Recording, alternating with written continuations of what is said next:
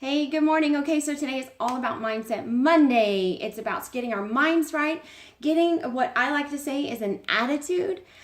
Because when I was reading over Philippians 3 this morning and reminding myself of our scripture for this week, and I was looking and I saw, this part where he says, I've got my eye on the goal. I'm off and running. I'm not turning back. So stick with me and let's keep focused on that goal.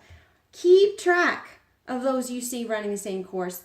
And so what I hear whenever he's saying, I'm off and running and I'm not turning back, that is an attitude. That's an inner mindset. That is something that he is saying we need to have in order to run our race, in order to see this through, in order to stay focused on the goal. We have got to have this inner determination and this inner purpose that we are moving forward and we are not turning back. You know, I get caught up a whole lot in the preparation time or in just the thinking and talking about it. But then when it comes time to actually do it, I will sometimes give myself excuses as to why I don't need to actually apply it, need to start acting on it or start applying what it is that I've learned so far. And the very first thing is, I have it stuck in my mind that I have to have everything together. Everything has to be perfect. I have to know everything about living healthy and working out and all those things and how to get it right 100% correct the very first time I do something in order to even start the thing. And that's absolutely not true. That's a bunch of baloney. That's what this week is about. We're starting a prep week because we wanted to be able to give you this entire week, one, to pour out and into you the things that we have learned, the things that do help us, the things that, we're kind of shortening your learning curve a little bit, right? But by no means did we have it perfect, and absolutely by no means did we have it all together when we started this. And I believe that that's the part of the scripture where we are growing from glory to glory. That God is bringing us from one season of change to the next. That God has a promise for our life that, he's saying, when he says, cast your cares on me, when he, he's saying, I'm going to take care of all the worry stuff. You just focus on where I've planted you right now. So congratulations to you. I'm so happy to have you here. And I'm so glad that we're starting this journey together and that you've made this decision to bloom where God has planted you right now in this season of your life. So no, we don't have to know everything. No, we don't have to have everything figured out in order to start.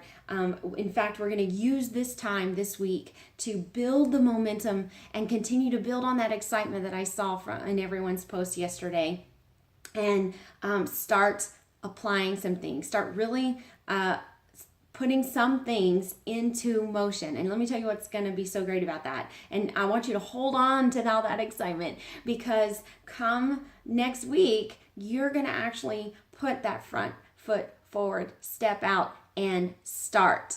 Okay? So, because every day we have the choice to show up in our life and make the decisions that create our life. Ultimately, every day when we choose our next meal, when we choose to press play on our workout, when we choose to check into this group and connect with each other, and we are building and creating that lifestyle that we said that we wanted, that inner image that God planted on the inside of us and said, you want this for yourself because I want it for you. Now let's do it. Every day we are making the choices to support that and grow it and make it come to pass in real time, in the external, right? It's already internal and eternal. We need to make it external. All right. So the next thing, as I'll say, is don't expect perfection. Expect to fail forward. There are going to be days that you are going to feel tired and that you don't feel like doing it. And life is going to happen. Things are going to mess up. They're not going to go the way that you want them to.